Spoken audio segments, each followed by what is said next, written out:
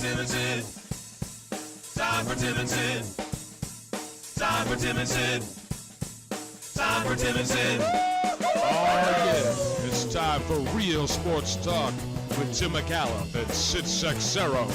Thank you very much, Sheepdogs. Still to come in this hour, plenty of hockey talk. I say that because the lovely and talented Nick Kypreos has joined us in studio after what was another wonderful weekend in the National Hockey League. And dare I say, Nick, for the Western Canadian hockey teams, who all, I mean, Edmonton ended up losing the game, but they lost to another Canadian team. Like, what's going on out there? It's the water or something. Yes. Everybody's in it. Everybody's entertaining, first and foremost. And let's give not just Vancouver a lot of credit, but also the Montreal Canadiens. They really had only one job to do, and that was convince their fan base that they're trending in the right direction, and they've done that. Whether they remain in a playoff position or not, to me, is almost irrelevant at this point. The hard part was showing their fan base that we're turning this thing around and we're heading in the right direction, and both Vancouver and Montreal have done that exceptionally well. Yeah, people are even showing up in Vancouver right now, which I didn't think was going to happen this year. Seven NHL teams aren't making the playoffs, are they? No. That's not, okay, that's pie in the sky. Pie in the sky stuff. Yeah, and that's all the people just upstairs in the offices. Oh, there'd be confetti going. Are you kidding me?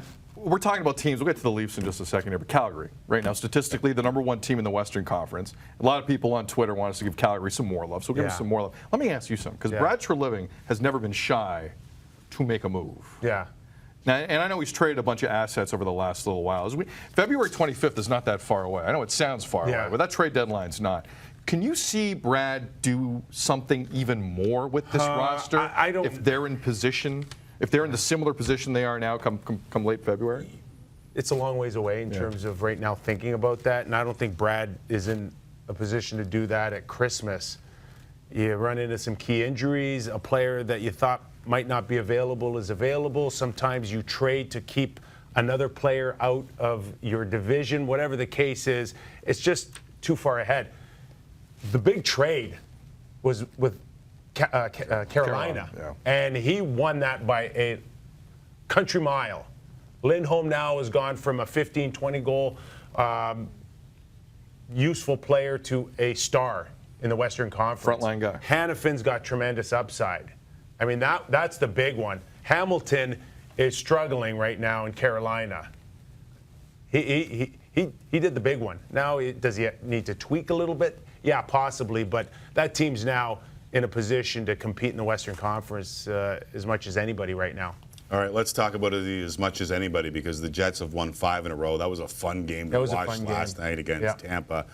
Are they your favorites in the Western Conference given the pedigree and the experience? Because I think last year's experience could play dividends this year. Yeah, you can't ever underestimate going through it one or two times and really understanding what the feel is of not only winning one 7-game series, but potentially 4. Right. And I look at Scheifele now, who's, you know, if I was to pick one player to draft in a playoff pool first, he'd be my first pick. Oh, yeah? Yeah, he'd be my first pick. I think the experience that he went through as a core guy last season, now going to the next level. The only thing is you hope that you get the goaltending that you need to win a Stanley Cup. And Hellebuck should be better for the experience he had last year, but we're going to have to see him still really go in the playoffs with a ton of confidence to make everybody believe that he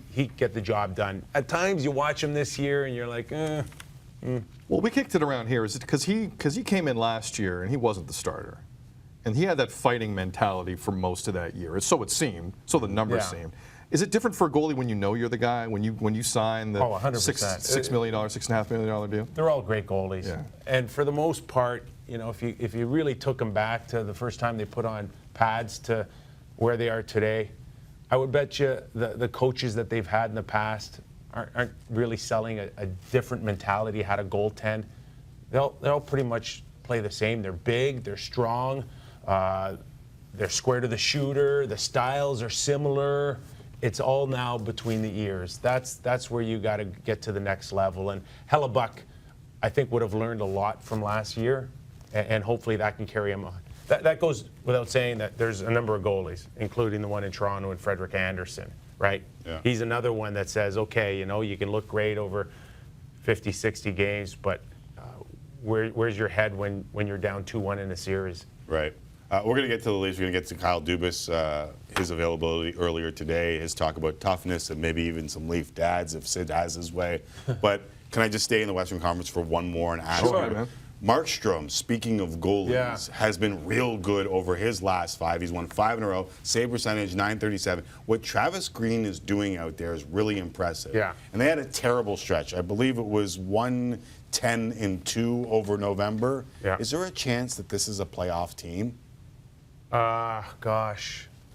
I am Yeah. so rooting for this team. Like here's Playoff why. team, Here's man. why I think Kipper. Yeah. Like I know the difference between okay and Yeah. good and great is Yeah. consistency, and they haven't shown that Yeah. consistency. Yeah. But he's getting way more than I thought they would get out And of that team. he's been real good, and I hope that he can kind of continue to keep the ball rolling because it's so much fun to watch.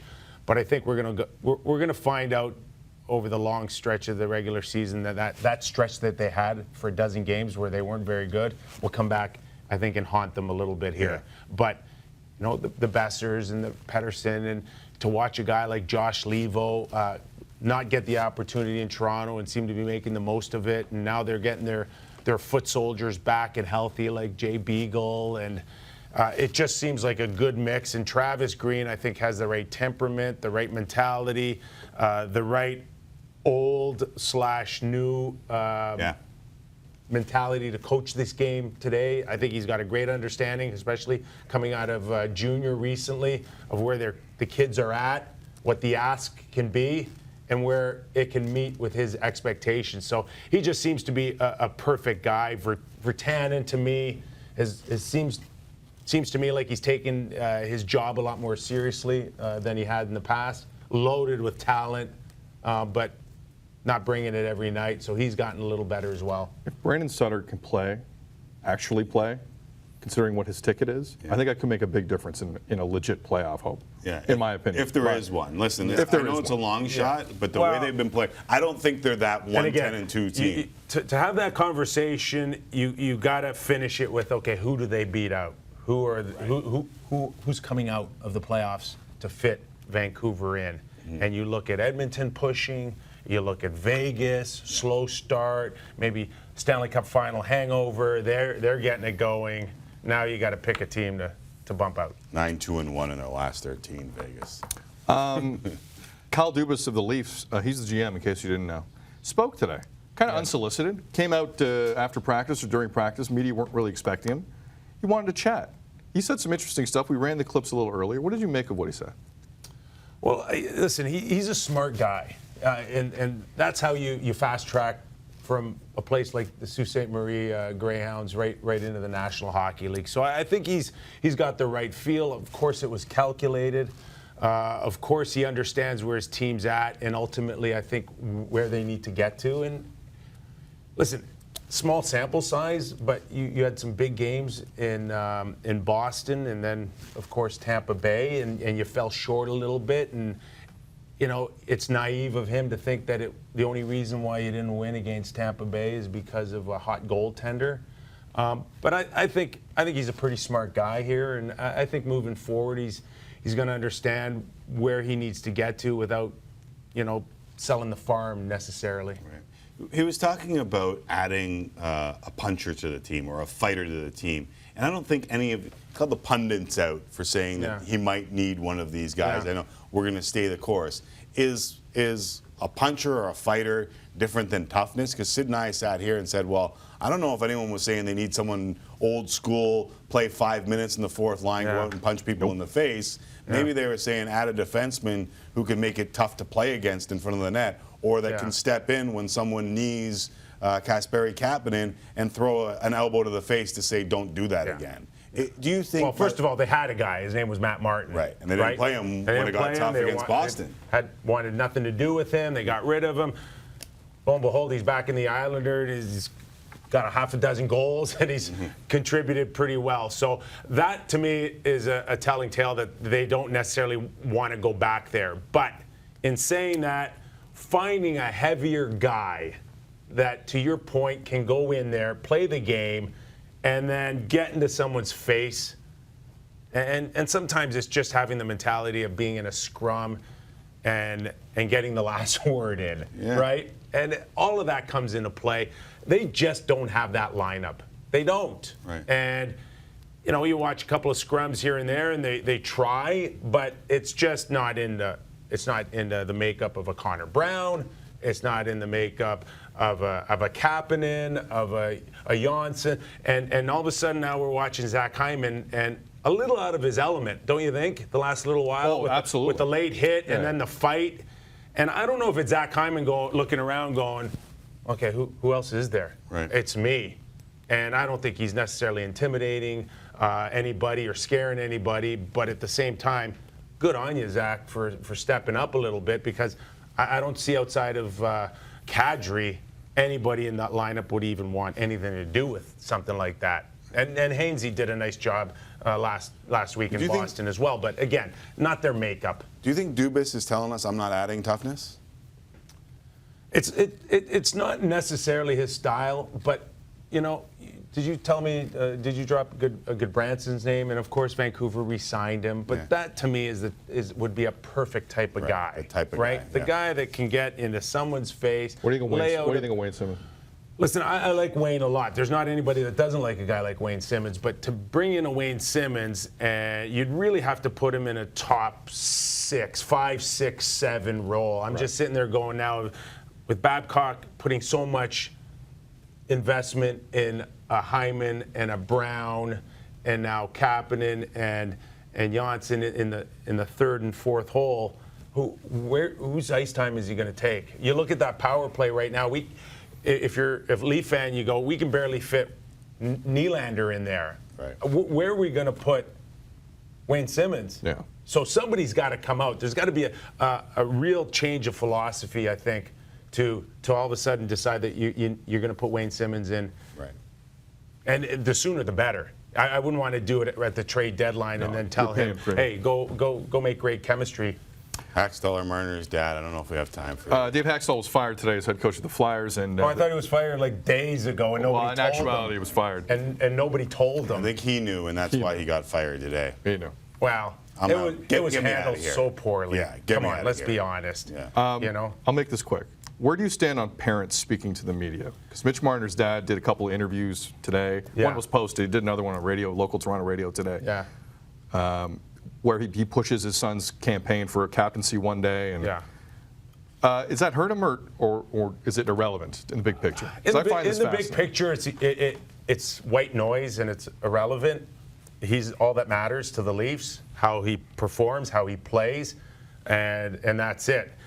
I certainly wouldn't recommend any parent just going, off the cuff on a radio show and starting to share information like that. I mean, it really has nowhere to go but down. Right. And I think if you probably followed a little bit of the Twitter messages, it's overwhelmingly not positive in the dad's favor. But I will also say that it is a reality more than ever that these parents, some of them in their mid-40s, are very involved, much more involved than my generation of parents. I mean, we only had one star. His name was Walter Gretzky. and then you couldn't even find another dad with a flashlight, a search team. But now, listen, they're very involved. And I think a guy like Kyle Dubas, again, he's smart enough to understand that I'm not blowing them off, okay? I'll meet with them. I got all the time in the world for them. Do I prefer them not to go into the media? Yeah, probably. But I think he'll have a good understanding that it's just not Marner's parents. It's Matthew's parents. It's Nylander's parents. It's Connor McDavid's. They're so important. They're part of the team. Right. They're part of the managing team of the player that they have. They're not going away. And they're going to be smart enough to manage them. They are. It's just the new generation, Yep. But now we've done the dad's trip. Yeah. Now we did the mom's trip. Now teams are sitting there going, we got to come up with something. Yeah, new Cousins now. trip coming up next. The agent's trip. The Tim and Sid trip. That's a good one. Thanks, Skipper. Yeah, we gotta go. Appreciate it, brother. Plays of the week next right here on Tim and Sid. Appreciate it, Kipper. Get some business done on the agent's trip.